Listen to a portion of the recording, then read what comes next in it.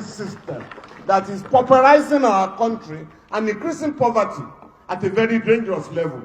Now, Comrade has started by referring to Section 16. In fact, a subsection there says, the economic system, the state shall ensure that the economic system is not operated in such a way as to concentrate the wealth of the country in the hands of a few or a group. Now, when Dangote was said to be building a refinery, and I've said it publicly, the government of Nigeria gave him land free. They call it free economic zone for themselves. All the machinery imported, free, at official rate, which is illegal. No duty was paid for the entire machinery, duty waivers. And the government went to the bank to take a loan of $2.7 billion to invest in the private sector. And they then said, we cannot fix our refineries. And that's why we challenge them. You said government have no business in business. Why are you funding a private enterprise? It was at that stage that they allocated $1.5 billion to fix Port Harcourt refinery, $1.4 billion to fix Kaduna and Warri refinery. Current President of Nigerian Labour Congress, please, I beg you, second assignment, you must get the relevant unions to monitor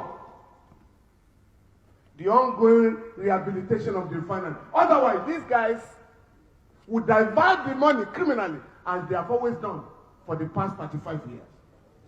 Secondly, those refineries are no longer enough for us. Refineries are being sold in Europe and America. The government must buy some of them and assemble them here so that we can earn money, revenue from our own natural resource. Comrade has spoken about solid minerals. Labor must also take cognizance of what is going on. They give licenses to individuals to go and mine and pay a pittance to the government. Sometimes you don't pay anything. I'm handling a case where the government said, don't pay for 5 years. We want to encourage you from one block where they're mining gold in Elisha. And the company will make $500 million in 1 year. No tax. But the poor are asked to tighten their belt even when they are dying.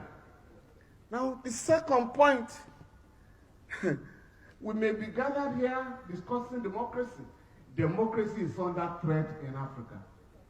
Very serious. I'm sure you know what happened yesterday. You know what happened last month. And it's going to continue.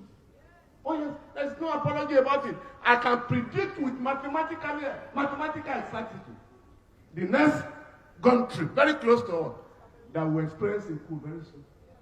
Where a man currently suffering from dementia, who has been in power since 1982, what did he do yesterday because of what happened in Ghana? Let me change the commander of the army. You are deceiving yourself. There was a coup. Attempted coup in 2019 in Gabon. The guy survived, but you know what has happened? Yesterday, he also suffers from stroke and dementia. He didn't know where he was. He said, I don't know where I am. But please help me. That is what they have reduced Africa to. You needed to have seen that guy when there was very insulting this their meeting, going to Europe to meet about Africa. Franco-Afro summit. The guy couldn't walk. And none of his colleagues in the Club of African Dictators, African Union, none of them will say, gentlemen, why don't you resign and let a functional person take over the affairs of your country? This guy had stroke since 2009. With the wealth of that country, he couldn't establish a hospital. He was in Britain for years. And then went to Morocco. Just like Mobutu Sese Seko, 35 years in power, no hospital. Eyadema, was being flown to Israel after 32 years in office. He couldn't fix a hospital like this. This gang of looters here. And that is what they have made of Africa. So please, I think Seun was talking about some comparison. Seun, up to 3 years ago, all the member states of ECOWAS were under one form of civil rule or another. Don't call them democratically elected government. Civil rule. 3 years ago. But what has happened? We have recorded 4. The number is ongoing. Chad. Now Gabon. They are all close to us. But what's the link between Nigeria and Chad and Gabon? How many Nigerians are there? If you must know. Many Nigerians are trading in Gabon. We have a lot of relationship. That country is one of the richest in Africa. It's the 5th largest producer of oil. The population is 2.3 million. Everybody should be living like a king. But the poverty rate is 33%.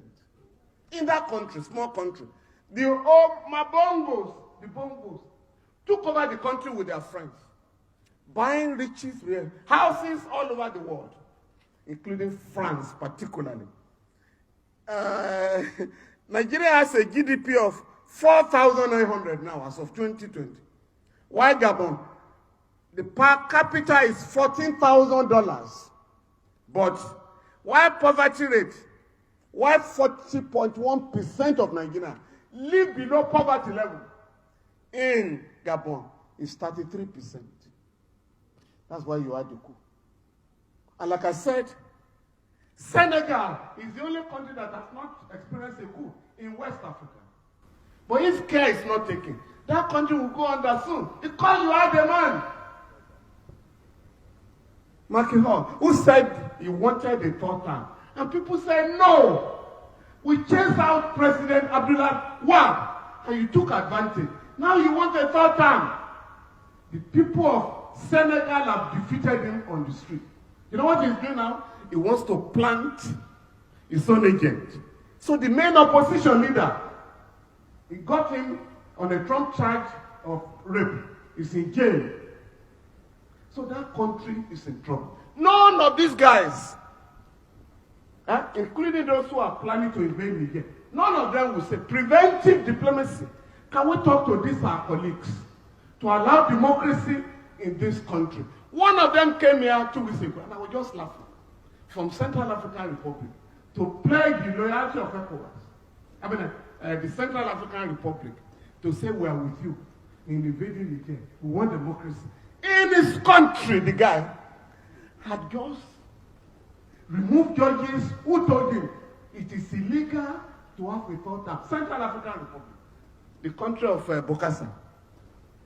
Now, he removed the judges who gave that ruling and manipulated his way for a 3rd term. The guy in Côte d'Ivoire saying, Nigeria, please let us invade. Alassane Ouattara. You know how he emerged? That the whole of Africa, the entire people of that country, over 3,000 people were killed for him to emerge. Now he's currently having his own 3rd term. And none of these guys condemn him. Twice now, ECOWAS has attempted to fix a term, 2 terms for president. In 2015, it was defeated by Togo and the Gambia. In 2022, last year, it was defeated by Togo, Senegal, and Côte d'Ivoire. Now, the guy in Togo also expects something soon. In Togo, he and his father have been in power since 1963. Just like this guy who has just been removed, he and his father have been in power for 56 years. Even if you are a traditional ruler, there are people who are waiting for you now. For you, one ruling house, we call them ruling houses. One ruling house can never be allowed to spend 56 years in the African traditional, political system. So why are these guys pretending that we are running a democracy? And for here, please, Honorable Senator, please be careful. Disciplined Senator, be careful. Don't provoke Nigerians to mutiny. Please. Because some of the things going on there, we're in trouble. Sir, 70 billion naira for palliatives for 469 people. And when we say no, they say no.